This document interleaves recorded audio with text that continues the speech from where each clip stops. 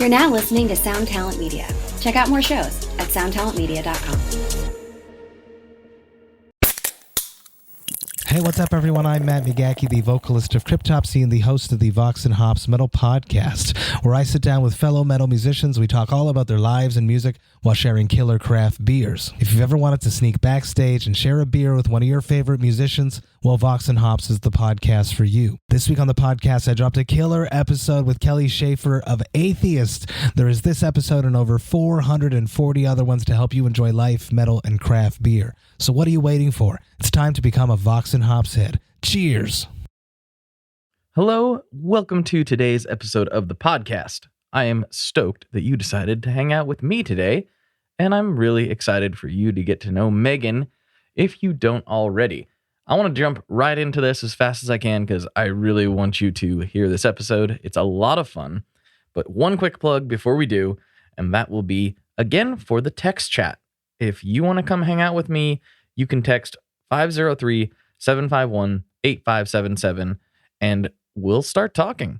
I send out messages to the whole text chat, and then anybody that chooses to respond, it's a one-on-one conversation between myself and them. Lately, I've been sending some unreleased American Cyclops tracks, and we've been discussing those, the production of those, and that type of thing. Sometimes it's music business related, sometimes it's can be really anything, but it is a channel that is entirely controlled by yourself and myself without some algorithm trying to get in between. So if that sounds good to you, you can, again, send a message to 503-751-8577 and come hang out with me there. And you can leave at any time. You just text stop if you're done with it. And I promise it's all coming right from me, right from my thumbs. So if that sounds like fun, you can check the links in the show notes. Well, it's not a link. You can check the phone number in the show notes with all the other links and information that you may need. And yeah, that's enough business. Let's get right into this episode. Let's go. Here we go.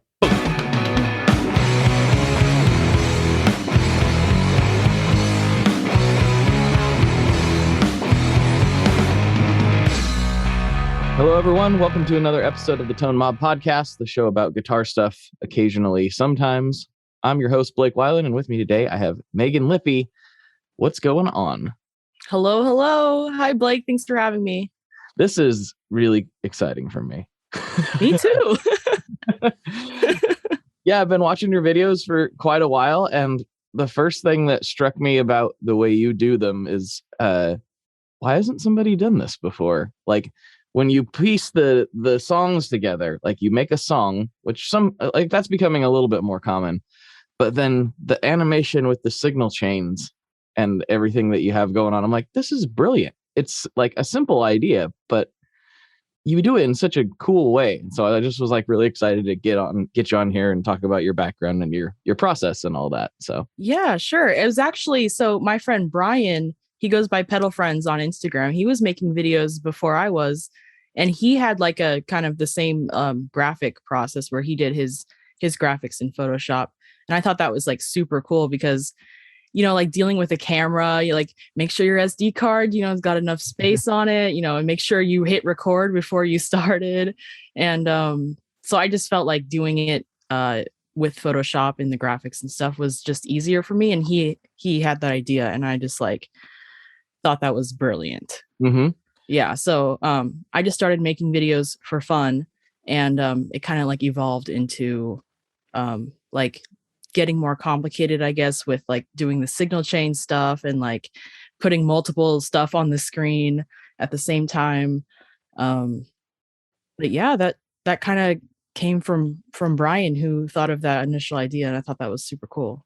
Nice. Yeah, it's super awesome. I love it, and I think a lot of the listeners are going to get a lot out of it too. But I really like your playing. It's much more in line with what I would listen to outside of gear demos, like just music I would like to listen to.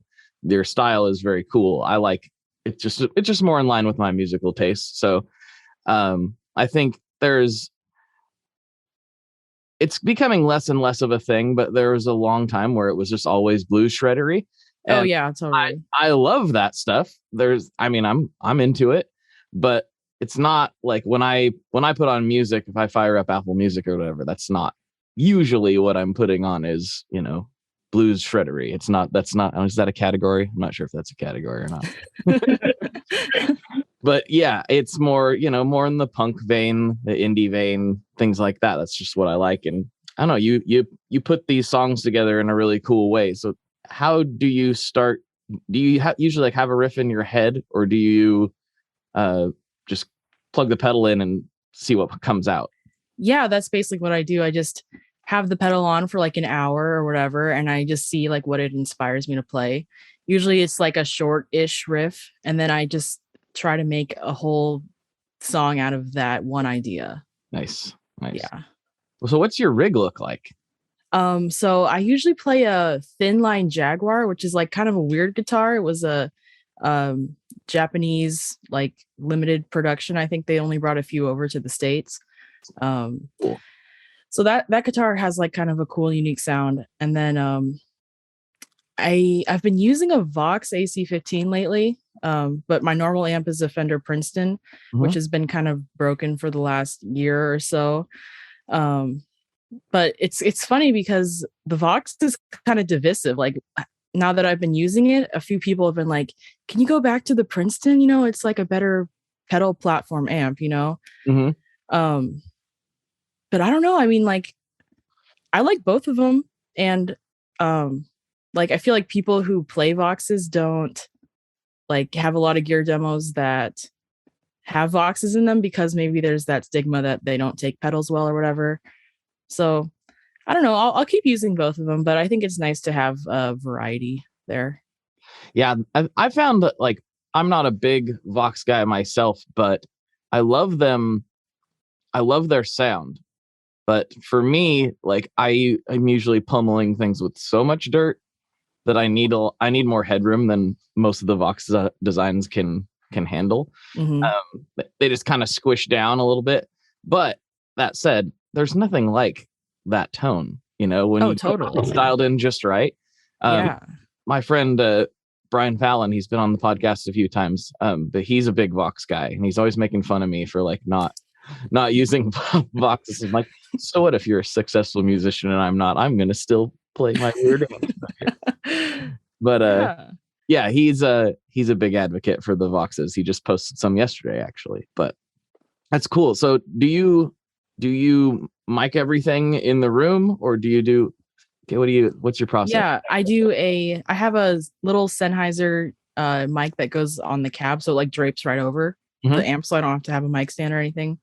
And then I just run that into a Scarlett 2i2 interface. Nice. And then I just record in GarageBand. It's easy, it's free, I had it available, so I've gotten so used to it. It's like I could switch at this point. I think it'd be like nice to have more features and stuff, but GarageBand has been really easy for me to just. I do everything in GarageBand too, and I constantly am like, I'm going to switch to Logic at some point. That point will be when I run into something I can't do in GarageBand that I know I need to do. Yeah, maybe there's things I should be doing that I don't know about. That's possible because I'm just figuring it out as I go. But I actually think that GarageBand is kind of underrated. It can do totally a lot of stuff. A lot. Yeah. And like the more I dive into it, I was like, at first I didn't think you could like do like plugins with it, but it's got like a whole array of stuff you can do. And it's like, the more I learn about like mixing and stuff, which is something that I've been like meaning to get better at. Yeah.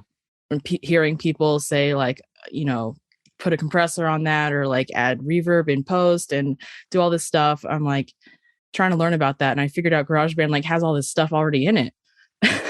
It's got a ton, and you can use other plugins too. I do it all the time. I'm starting to become a little bit of a plugin addict, just like I'm a pedal addict. And yeah, I actually use the STL Tones Tone Hub for a lot of direct stuff. I didn't used to be a person that recorded direct ever.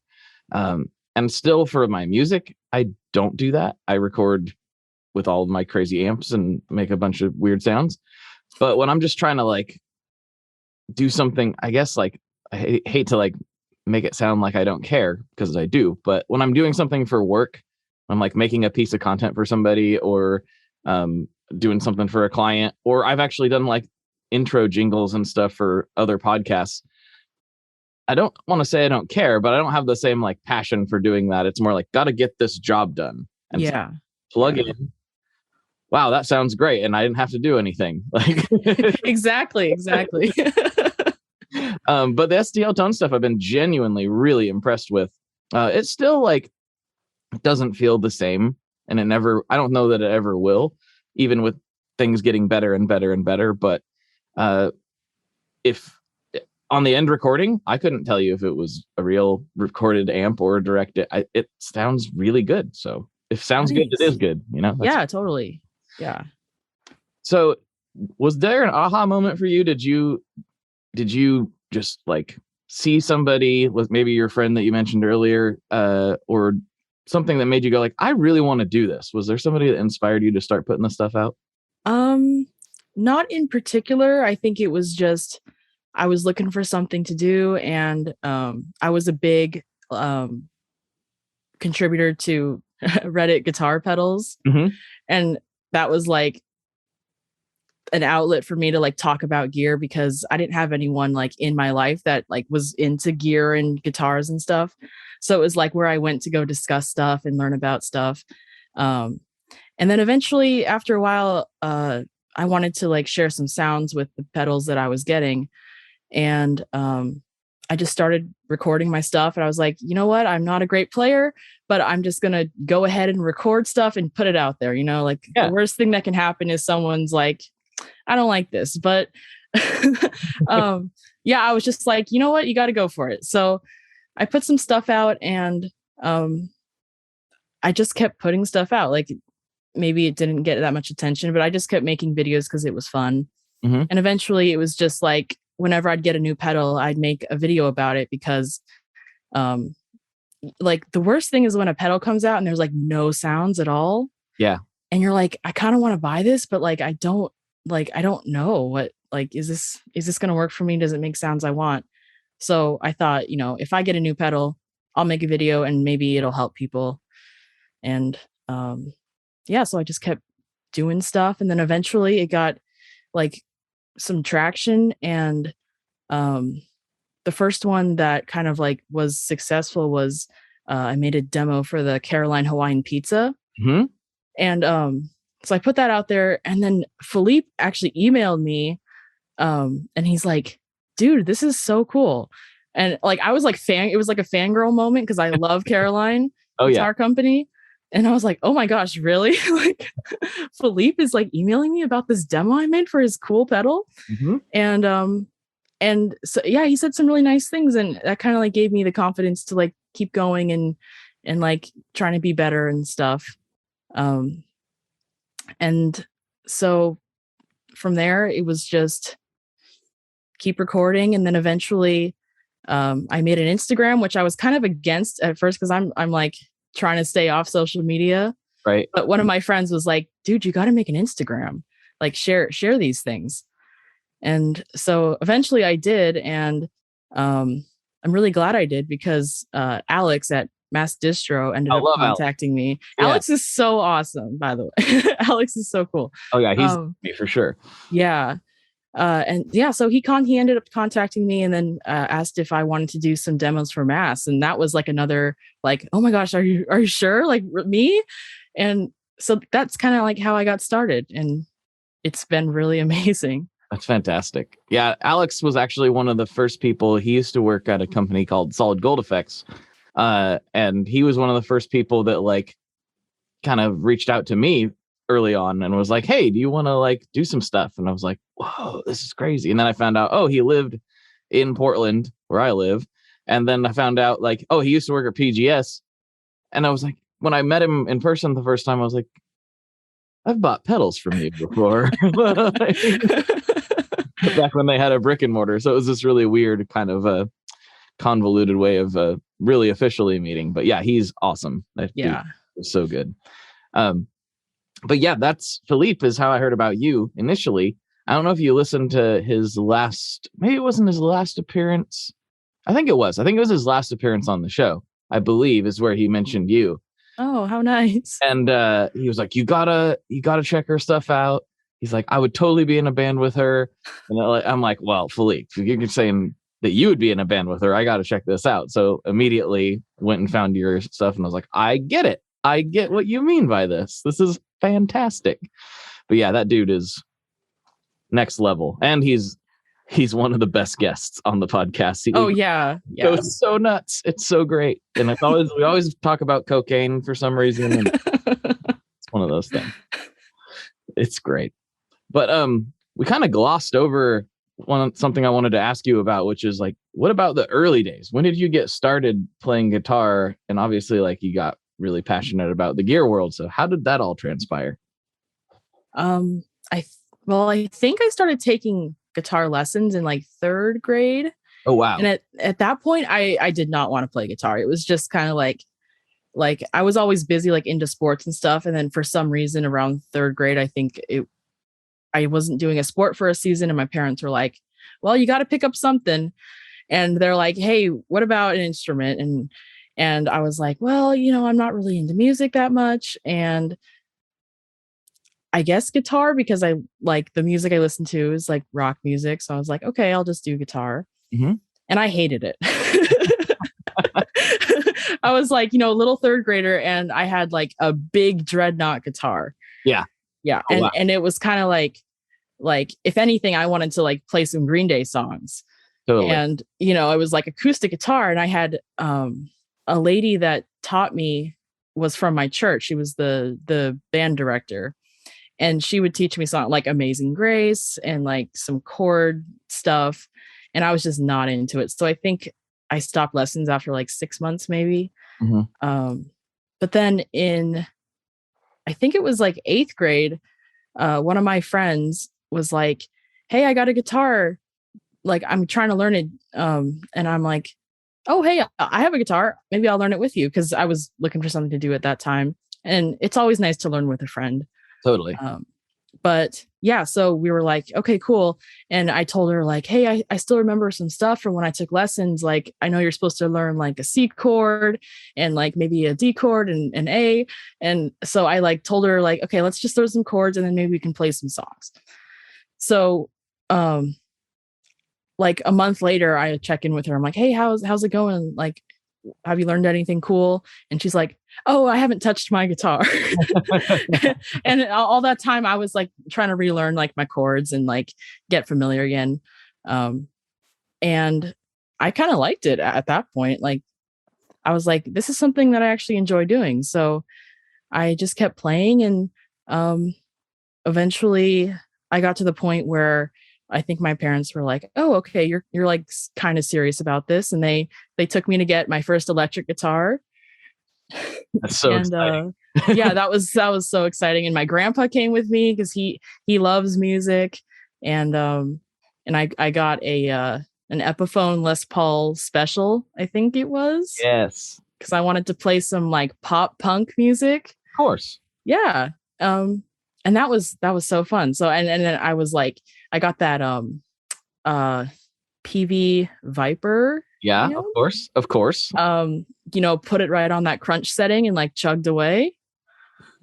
This is like a lot of memories right now. Yeah, that so I did that for a long time, and then I didn't start getting into gear until I was in like late high school. I would say mid to late high school, and that's when I got my first pedal. I got a DS2.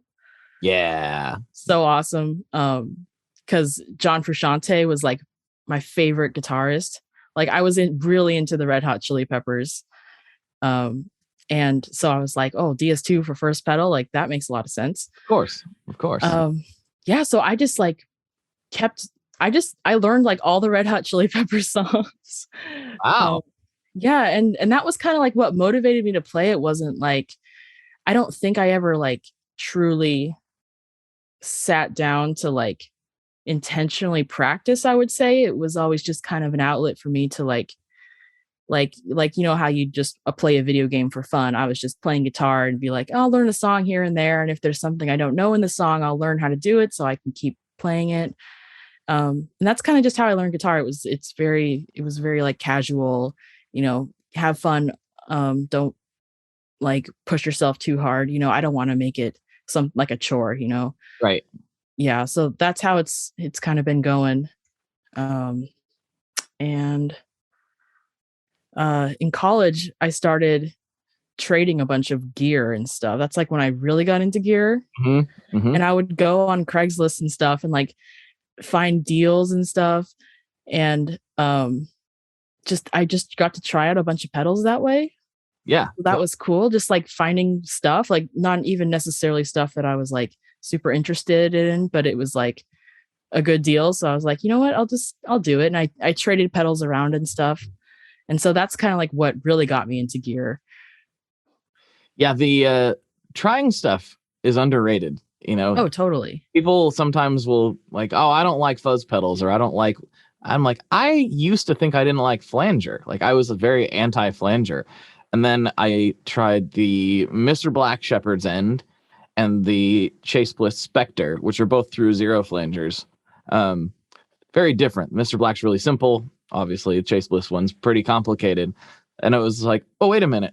I was wrong. I do like flanger. I didn't know. And now I love flanger. And you got to taste things, you never know what might inspire you or jump out. And I think that's the coolest thing about trying new gear and getting new gear is it's not just having the thing and there's like a little bit of a rush, like, ooh, cool, I got the new toy, like awesome. But that's when you plug in and you're like, oh, I wouldn't have thought of that, without this. And it can totally inspire completely new things that have never happened before, which is weird to think. Yeah. I just went through the same thing with flanger. I've never liked flanger. And then I got the Spaceman Aurora, which came out recently. Yeah. And I love that thing. Like it's totally changed my mind on like how to use flanger and what it can sound like.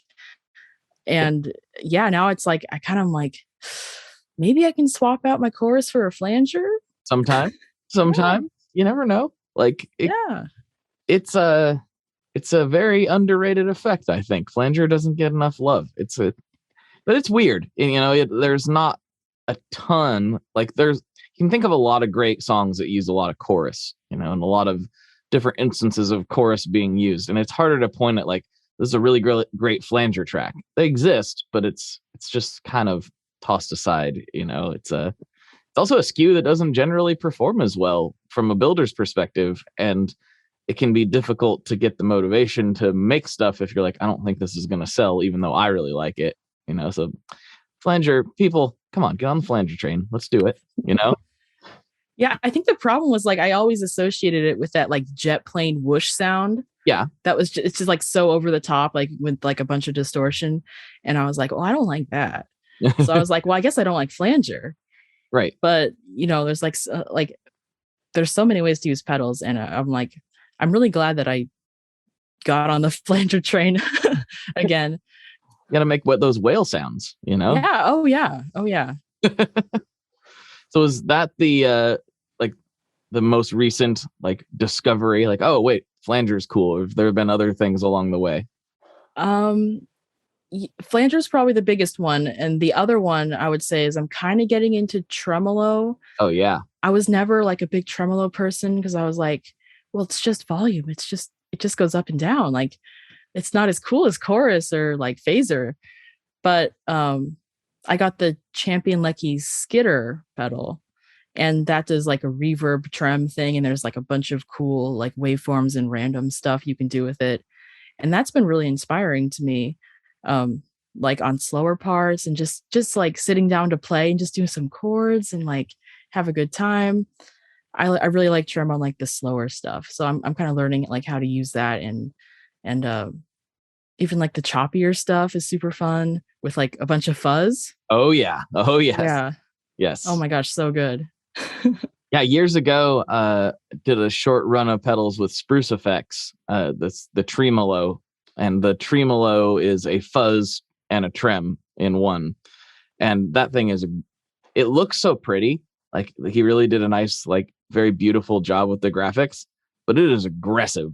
Like the fuzz has a ton of gain, and the tremolo can be nice and throbby, but it'll also does that helicopter thing. Oh yeah. Which the order of them. And it's actually kind of a brutal pedal. Like you'd look at it and go, "Oh, how nice! That's probably a transparent overdrive," and then it'll tear your head off. It's great. That's awesome. I used to have a Walrus Janus. I don't know how you pronounce it. Oh, the one with the like joysticks? Yeah, with the joysticks. Mhm. That was so cool. Like where you could like put the trim on after the fuzz and like move the joystick and it would get like really choppy and like super slow or super. Oh, that was so cool. I wish I still had that one. Yeah, those things are fun. It's a lot of fun. So did you end up playing in bands or anything? No. So that's the thing is like I've always just played guitar like for myself, kind of just as a like almost like a therapeutic thing. And I've definitely like been interested in like, hey, maybe I could, join a band if I found people to play with or the right people. But I mean, the people I know who play guitar, like don't really have the time and stuff. So we've jammed a little bit, but I've never gone out and like tried to do the band thing. Yeah. But it's kind of just like, I feel like with artistic stuff and especially how guitar has been in my life, playing at home just for fun as like a catharsis sort of deal has like, I don't want to turn that into something like with a band if it becomes stressful or if I don't have like, if I have to find something else to do to like have that same relaxation time. Like I don't want guitar to be something that I grow to associate with stress. Right. No, I totally understand that. I also understand the kind of taking it passively.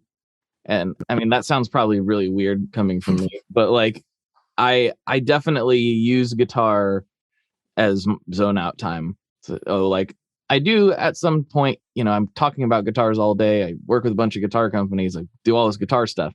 At some point, I'm like, yeah, I just want to read a comic book. But inevitably, I will find myself out here in the middle of the night with like a whole table full of pedals and just like getting lost. And it feels good. Like it feels really, really nice. I actually posted a video on YouTube quite a while ago.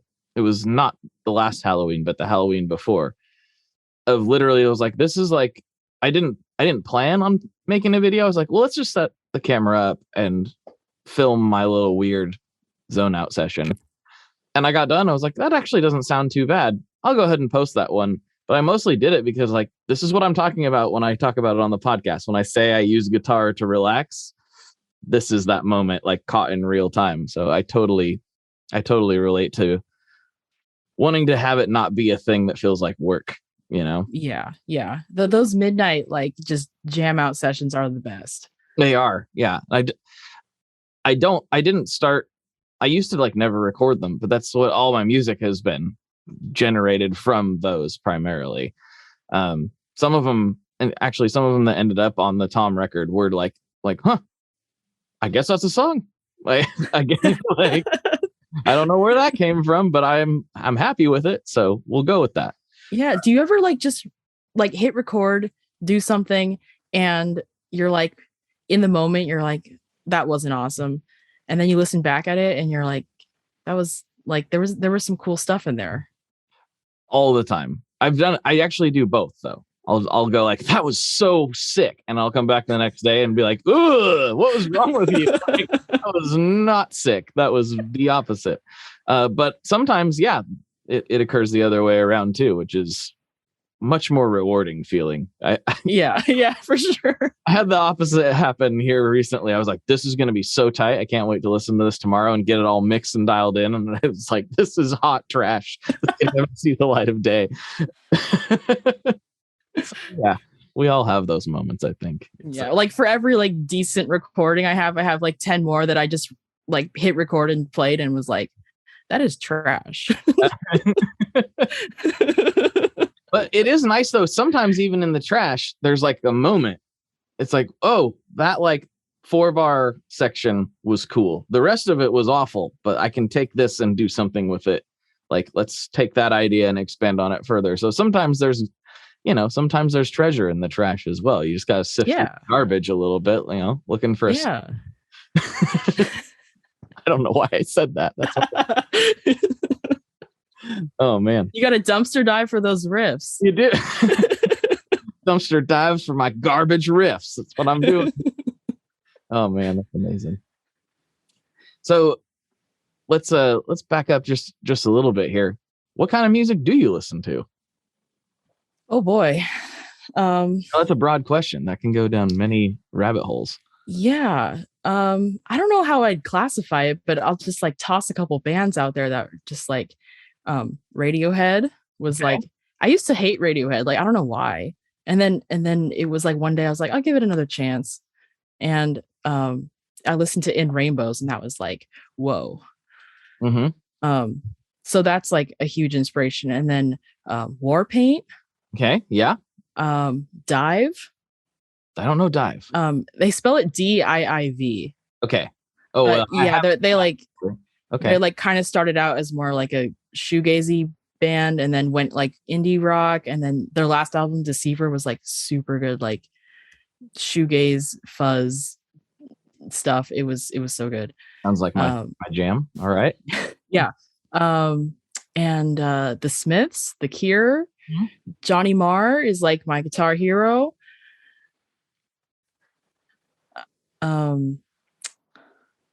Joy Division? A little bit of Joy Division. I'm a big Joy Division kick right now, so. Oh, nice. Well, of course I'm blanking now that I'm on the spot, but that's how I do it all. It's fine. I think I get an idea though. That's cool. But like you said in the early days, it was like, oh, I want to play pop punk. Like, yeah, that was like Green Day and like Rise Against. Yeah, were like big. Rise Against is awesome. Yeah, they were on like one of the most epic tours of my life. I've talked about it on the podcast a few times, but it was Gaslight Anthem opening. Then it was Thrice, Alkaline Trio, and Rise Against. It was such a banging lineup. I'll never forget that. It was Thrice and the Rise Against. Yes. Wow. Yeah. So I was like, wow, fanboy moment. This this was like 13 years ago. It was so long ago. I'm starting to date myself. Oh man. So yeah, I assume then you kind of came up around the same time I did with the the Les Paul special and wanting to play Green Day songs and all that. So the PV Viper, when did you upgrade? I don't know. Those don't suck terribly. They're kind of cool in their own way. No, they're super cool. Yeah. When did you go to a tube amp? I guess that's a better question. I think I was in college, and I had saved up enough money for a tube amp because that was like, reading online, people are like, dude, just get a tube amp. Sure. Yeah, but my first tube amp was the Black Star HT5, like tiny little tube amp, and I got it because it had like a headphone out, and like practicing quiet was like huge for me. So I maybe shouldn't have gotten a tube amp because all I did was use headphones. But yeah, like turning that up, like when I got to turn it up loud and like hear how it sounded different from my Viper was like a mind-blowing moment for me. I still love, like, the Viper actually is super, super cool. But yeah, like I just remember like the first time I got the Big Muff pedal, and I plugged it into this little HT5, and I like didn't adjust any of the controls on the Big Muff, so it was like super loud and the fuzz was all the way up, and it was like seeing the light. Like, it was the coolest moment. I know that feeling. The first time I plugged in to a like quote unquote real amp, it was an Orange Tiny Terror, and I was just like, and I just kind of turned it up. I didn't really know what I was doing, and just hit an E. And I was like, oh, the internet was right. Like, oh no, this is dangerous and expensive and life changing. I can never go back. And then here we are. Oh yeah, the obsession never really left after that. Yeah, it's going strong. So, were you watching a lot of pedal demos before you did your own, or who are some of your favorites? Yeah, I like, of course, Andy PGS videos. Legit. Andy and Knobs. Like when Knobs started, like his Count to 5 video was like, oh my gosh, that is so cool. Like, it was like artistic pedal demos. Yeah. And yeah, and I would like I would just watch demos on pedals that I wasn't even interested in, just to like look at new pedals. But that feeling. yeah, I would watch demos all the time. Like I was really into pedals for like a solid like 2 years. It was like that was like my other hobby. It was like guitar and also pedals. Right. How they can kind of diverge in some ways. I've told people before, like I barely play guitar. I play pedals. Just like woo! I really set them up like almost like a synth, and let's play and adjust and go from there. But do you have a pedal board set up currently? I do. It's kind of weird. I get asked questions about it because I do like a little rig rundown video every year. And for like the last 3 years, like barely anything has changed on it. And people are like, you got like 20 pedals, like you don't want to use any new pedals. And I'm like, not really, because I keep the board around to be like some sort of cornerstone of like, this is kind of like how I want to sound most of the time. Totally. And but I'm also that kind of person who just like puts a bunch of stuff on the floor because there's more space, and then I can like mess with signal chains and plug stuff like in and out of my board on the floor on the left and right and experiment that way. And I feel like if I had a board where I just put all my new stuff all the time, I'd have to rearrange stuff way too often. Oh, we're like kindred spirits. Like I haven't had a permanent pedal board set up in years. That's going to change here pretty soon. I'm going to go over to my friend Hank's house and like actually put a board together. But I'm the same way. Like I set them all up on a table and just and it just goes. It looks like just a mad scientist, just rat's nest of wires, and sometimes things short out and make weird sounds. And oh boy. But yeah, I'm the same way. I like playing with signal chain so much, and I don't have to. Like I'm not touring or I'm not playing gigs, so I don't have to have a permanent rig. So why would I? I mean, let's get fun with it. But yeah, I do want to commit. I've got some really nice boards, like the makers of the boards. I got this 1915s pedal boards build that he made for me, and it's just beautiful. It's actually so pretty. I don't even want to put pedals on it. It's like purple heart and walnut, and he did all these intricate things. Like instead of covering it all in Velcro like I normally would, I'm literally this is the board I'm going to set up, but I'm going to like just on where the pedals are going to go, because I don't want to cover up. I want to cover up as little of the wood as possible. I thought about that too. With like, I've built all my own boards with like, like that IKEA shelf thing where people, like they take apart a shelf and then they put it into a board, stain it, and like, so I have like a couple boards I made out of IKEA shelves, and like after I stain it, I'm like, well, that looks kind of nice. I don't really want to put Velcro all over that. So I've thought about like putting little strips just where the pedals are going to go. Yep. But then I was like, well, if I change it, there's going to be like a weird strip that's like poking out or something like that. And I was like, well, it's a pedal board. I'll just cover it up. I don't think anyone's going to see it. It's kind of one of these weird things where I feel like I'm making excuses for not doing it. Like come on, just do the thing that everybody does. Like it's gonna make sense, and I think I'll really enjoy playing with my feet again instead of my hands so much. And I should just like do it and consider that board semi-permanent, and like it's its own instrument. Like this is this set of pedals. But I don't know. I'm trying to set it up in a very what I think is a unique way, because the heart of everything is the Tape X2, which is a stereo delay. Stereo in and out, and the way I route things is really strange because I'm always playing stereo, but I also want it to work as sort of a quote unquote normal board. Like if I was to play just like a regular rock show or something, where I could just run one mono signal out through maybe the top of the chain and have it actually make sense at the other end, because the way I do things is really ridiculous, and I've described it to you already. It's pretty intense. But so have you done any collaborative things with other demo people, or made songs just made songs to make songs, or are you still pretty much focusing on the videos? Well, I did collaborate on a song for one of my videos. It was the hologram microcosm video with my friend Hondo Felder. Oh yeah, Oh, Yeah, I saw that one. Yes, I did. Yeah, See that. he's like a super awesome bass player. And I was telling him, I was like, oh, I got this microcosm pedal, and it's like it's challenging me. Like, it's not something I would normally play, but I wanted to like have my video be like, hey, I'm gonna make music with this weird pedal that I'm uncomfortable with, and I'm just gonna try my best to like make something. Yeah. And I was telling him, I'm like, hey, I'm struggling with this, and he offered to like, he's like, hey, I'll make you a bass and drum track if that helps inspire you.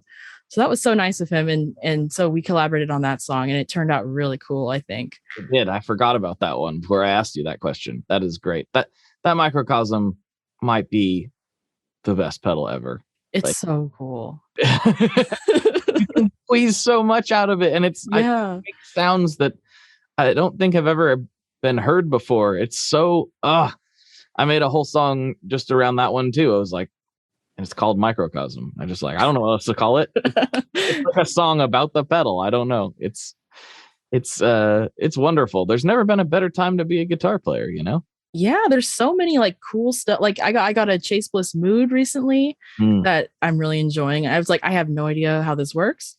And I won it off, like they were doing the dip days like thing for a month, where like you made a video showing how you use the dip switches on your Chase Bliss pedals, and I got like the runner-up prize, and they decided to give me a pedal, and I was like, I'll check out the mood.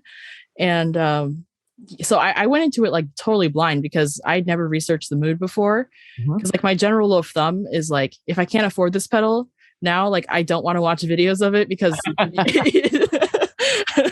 otherwise, there goes like $300, right? But yeah, so I got this pedal, and I was like, well, I'll just play around with it and see like what it does. And I played with it for like 4 hours, like the day I got it. It's, oh my god, it's so inspiring. I love like the little the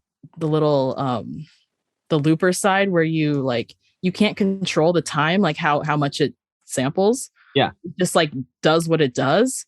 And I love playing with pedals like that just like force you to just use the pedal how it wants to be used, not like how you want to dial it in, And I think that's like a really fun aspect of pedals, is that like with like the weird crazy pedals like that you can sit down for hours and just play what the pedal wants you to play. It's kind of a weird thing to think about, because it is so flexible, but having those limitations baked in can be really good for creativity. It's like, I have to create something in these parameters that I am given. And sometimes that's better than like the unlimited option thing. That's kind of stupid for me to say, but like for real, it's like, sometimes it's like, I want to just have this rig, this guitar, this amp, whatever, and that's it. And I'm going to make this work for me. Otherwise, you get that, paralysis by analysis situation sometimes, and you just end up not doing anything. Yeah, that's a huge problem for me too. Like when things start to get complicated, like add a screen, add like 3 secondary or triple functions, and like it's got MIDI, it's got presets, it's got all this stuff, and I'm like, that's too much for my brain. Cannot process. I can barely play the E chord. All of this. No, I get it. It's cool though. I love what you do. Like I said a bunch of times, I really like the songs that you are producing, and I'm excited to see if you like make a record or something. And it's even cooler to hear you talk about, this is something I try to talk about on the show a lot. It's like, just do things. You were like, I'm just going to do it and see what happens. And so many people are afraid to do that for fear of criticism or just, and I also understand that. I'm not trying to belittle anybody, but it's really inspiring to hear you're like, hey, I got this little Scarlett interface, couple mics, and you make this awesome art with it that is like, I don't know, I think that's really inspiring to me. I think that's awesome. But yeah, people need to hear that more often. It's like, just make stuff.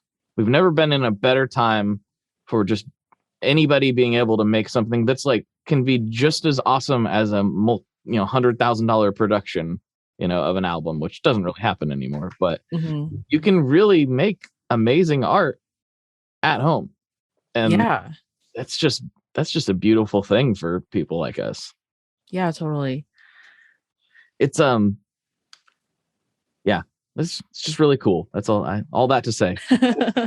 Yeah, I used to be like the kind of person who was like, well, I'm not going to share my playing because I'm not good enough and I'll make mistakes and I don't have any cool ideas. And it was kind of like I went to school for art. So it was kind of like it's kind of like you either do it or you don't and fail. So that helped me like force myself to just like, even though you're not feeling it or you don't think you're good, you just have to do something. Right. So that got me like in the right headspace to be like, well, with music, I'll just like, I'm not even getting graded on this. I'll just, if I feel like doing it, I'll just do it, and whatever happens, happens. Yeah, maybe you can explain some of this to me. I've always felt that art school is kind of a strange thing. Like, I have a hard time imagining being an art teacher, not in the way that like you couldn't show somebody some techniques and like learn that stuff. It's like when you talk about like getting graded on a piece of art, it's like it is really weird. It's weird. Like, how do they even objectively do that? So the problem is some teachers don't. And that's a bad teacher, obviously, because so many, like all the kids in my class have like vastly different styles. Right. But like a lot of the classes you take are like fundamental. So you'll do like a ton of charcoal drawings and work on like anatomy and form. And I feel like that's a little easier to grade. Like, oh, you got, this muscle shape doesn't look right or whatever. But in the higher level classes, it's kind of subjective.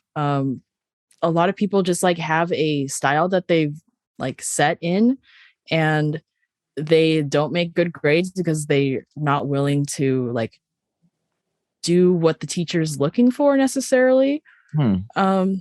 But yeah, I mean, some teachers are better than others, but it is like a weird space to be in where you're like, I think this is really good, like one of my best things, and you turn it in and the teacher's like C-. Yeah, I guess that does make sense. If you're like supposed to draw like a photo, like from a photo, like this bicep, and it doesn't look like that bicep. Oh, okay, I guess that kind of makes sense if that's the assignment. But I guess since I'm obviously not very educated. It was always hard for me to wrap my mind around, like, okay, if somebody produces something that they feel is really like what they were shooting for, how is that? I don't know. How is that a B+ or a F, or I don't know. It's always been an interesting thing. But again, not my background, so I don't really. Yeah. It's just, so I'm in animation. So like past just the drawings, we do like I do like traditional animation. So that's like 2D hand drawn stuff. So and there's like more leeway in that because the teachers like to see that kind of like be creative with this. Like, people don't actually move like this, but if you want to exaggerate that, like it looks cool, it feels cool, then go ahead. But there's definitely like a sort of style they lean to, and it's like, that Disney style. Yeah. It's like very, very like fluid and like floaty, like not something like if you turn in something that you've seen on like South Park style, like, or it's not like it doesn't fit like that kind of like Disney-esque mold. Then you're kind of out of luck, I feel like, a lot of the time. Yeah, I think I know exactly what you're talking about. So for one of my songs called Purple Skies, this dude, Pedalscopic Sounds is his channel. Yeah. Dude's amazing. He did an animation for that song and just totally nailed it. But it's very like, some people were like, wow, that was a lot to handle. They're so cool. I've seen them. They're so cool. Yeah, he did. It's still totally in that style. But I know there's like a body in a trunk and it's all this creepiness. But then like kind of mixed with like his, like, I don't know what you would call his style. It's almost like an acid trip. It's like Adult Swim at 2 a.m. Yeah. And I love that stuff. Yeah. But I have a feeling the teachers aren't looking for that. No, yeah. If you turn that in, I mean, it depends on the assignment, I guess. But yeah, but I mean, it's just like viewing like all this media that's out there and all the stuff that I enjoy. It's like, there's not just one way to do it. Like the teachers are looking for one thing, but like South Park has obviously been very successful, and the animation there is just like it's not Disney level, but people can still find pleasure and enjoy it. So Right. like coming at it from that perspective with like, this maybe not be like the arena where this is acceptable, but people can enjoy things in a bunch of different ways. So is it because like these programs are designed to get you, for like the animation program, for example, is it designed to get you to work at Disney? Is like that the end goal kind of thing? Not necessarily, but like the masters of animation were like Disney guys. So they there's like a book that two of them wrote together. I forget what it's called. I'm totally blanking, but it's like it lays out the principles of animation, and like in general, like you're supposed to follow these rules and to make your animations look fluid and nice and stuff. So it's like by definition, animation is kind of like skewed toward the Disney thing in at least in school. Right. Because like the curriculum kind of, it comes from Disney guys. Right. Yeah. So. Okay. That makes sense. There's no denying that they are some of the best of all time. Like, I mean, just look at any of the old Disney and like shows. It's next level. Like it is really, really impressive. And you see, everything that goes into it. If you're looking at it, not just as a casual viewer, if you're like really looking at how it is created, you, without even knowing everything, it's like you can see the watercolor backgrounds and like, oh wow, look how they're moving across the screen. That's a lot of different frames that somebody had to hand draw. Yeah. It's really impressive. So I'm not trying to knock it at all. I'm just trying to get my head around, the program. So well, let's see. We are nearing the end of the podcast. And so I do have some of the classic questions, which I believe you're familiar with before we wrap this thing up. Yeah. But before we do that, like, I don't know if you got, a great aunt you want to shout out, or anything you want to plug, or anything you've been wanting to tell a couple thousand people. Like, now's the chance to do it. Oh, okay. Well, I want to shout out my friends who are probably going to listen to this. I told them I was really nervous to be on a podcast, and they're like, Megan, you can do it. So that was so nice of them. And I released a little album of some of my songs that I've done for demos the other day. Ooh.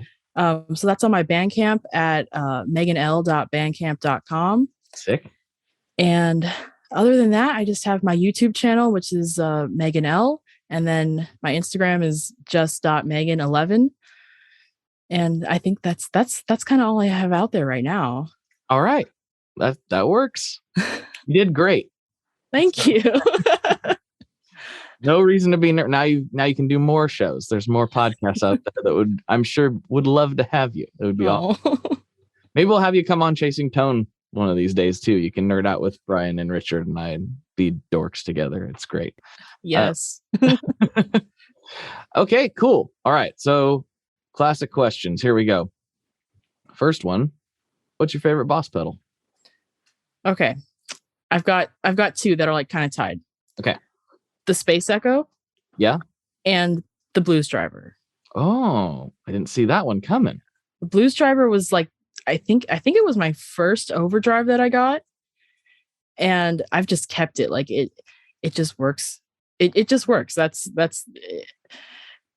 most of the stuff I play.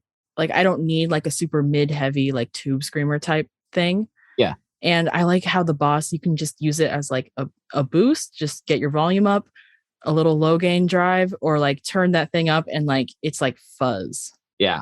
Love it.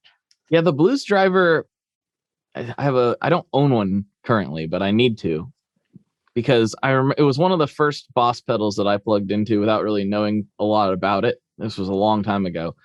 I plugged it in and went, ooh, that's nice. Why does nobody talk about this pedal? Like, and then shortly thereafter, and I don't know if Jeff's going to listen to this. Shout out, Jeff. You're the man, but I got to disagree with you on this. He's my old guitar instructor. Amazing guitar player. But he was like, yeah, you don't want. We were not talking about the Blues Driver. We were talking about something else. He's like, well, yeah, you don't want to get something that sounds like garbage like the Blues Driver. I'm like, I just played that the other day and I thought it sounded cool. But you know way more about guitar than I do, so maybe I'm wrong. But no, sorry, Jeff. We just have to agree to disagree on that. I probably need some more lessons, by the way. If you listen to this.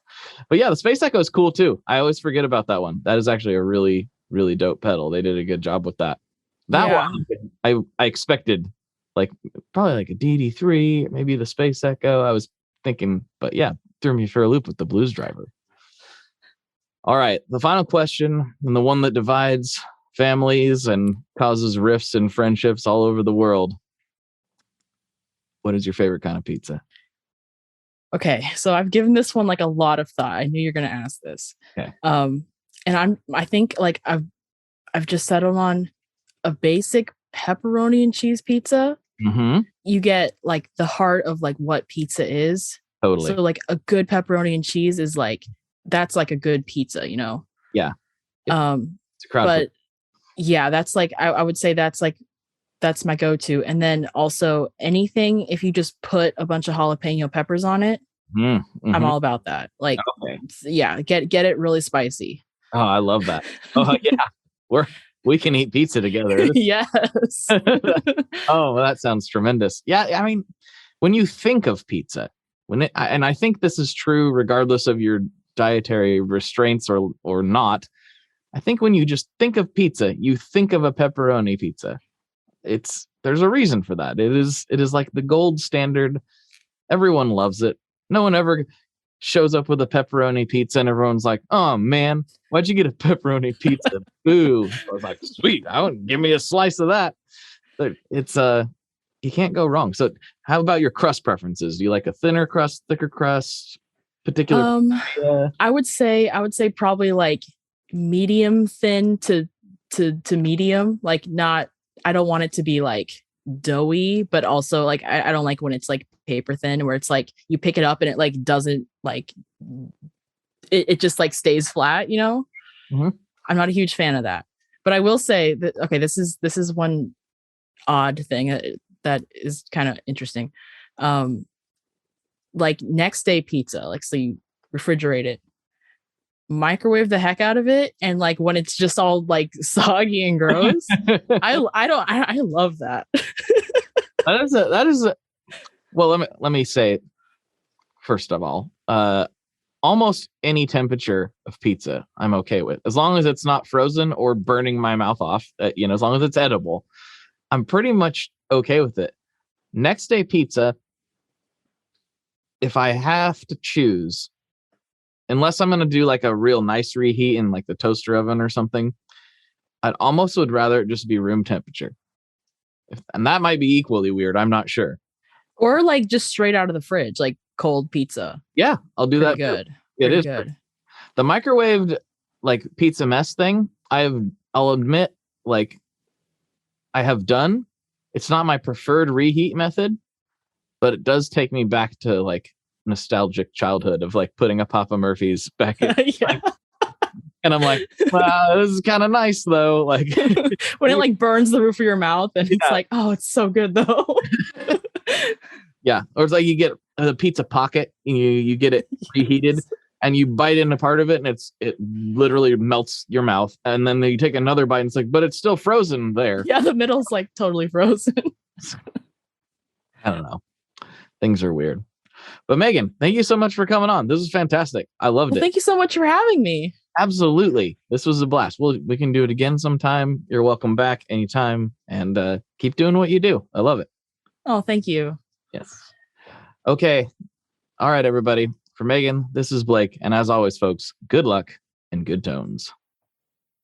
There you go. There you have it. There it is. I hope you enjoyed that conversation as much as I did. Megan is awesome, and she is making awesome stuff, as I mentioned several times on that episode. I hope you slide over and check out her videos. Subscribe to her YouTube channel, give her a follow on the socials, and all of that information is in the show notes as well. So please check out her stuff. She's doing really, really awesome stuff. I would not lead you astray. I would never never tell you somebody who's doing something cool if I didn't genuinely think so, and she is really killing it.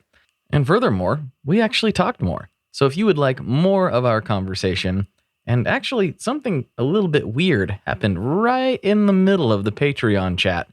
It was a bit of a thing I had to go deal with, and we elaborate on that further, but I had to jump off right in the middle, and we came back because something kind of strange happened.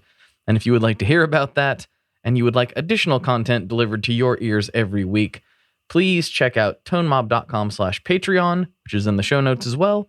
Or if you are an Apple user, you can subscribe right there in your podcast app to the bonus content, and that helps out just as much as if you were on Patreon. So either way, whichever is more comfortable for you, I really, really, really appreciate it. And if you can't, I totally understand. But if you wouldn't mind sharing this podcast with somebody that you think might really enjoy it, I would appreciate that so much.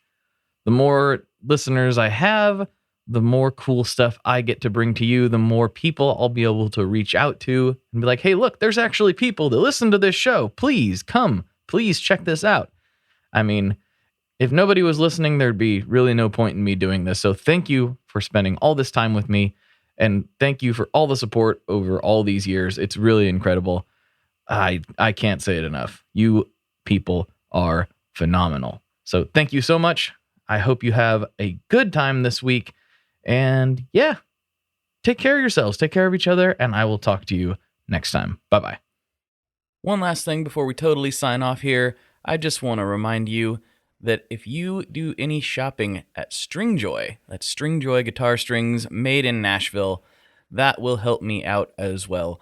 As I've said for years, I'm heavily involved in that company, and I really do think they're making the best products on the market. So if you would like to try custom strings, go to tonemob.com/stringjoy and check them out today. I seriously love what the team down there is doing.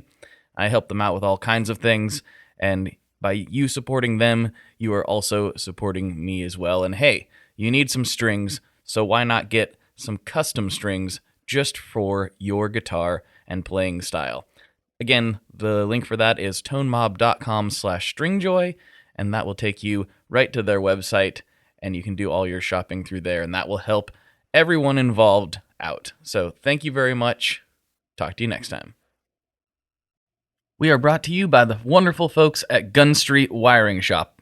Yes, Gun Street Wiring Shop. I've talked about them before. I used to say based out of Bend, Oregon, but guess what? Sean moved to my neck of the woods. Sean's in Portland. Sean is awesome and has helped me with a bunch of stuff lately. And if you have wiring needs for your guitar, he can help you too. If you want to get weird with it, he can get weird. If you just need to spruce things up a little bit, there's your guy. He takes all the guesswork out of doing your guitar wiring, and he makes it simple, and his customer service is top-notch, and I can't say enough good things about Gun Street as a company. I really respect Sean and what he's all about, and the product is top-notch. I've got 3 different guitars that now have Gun Street harnesses in them, and I could not be happier. So go to gunstreetwiringshop.com and check them out.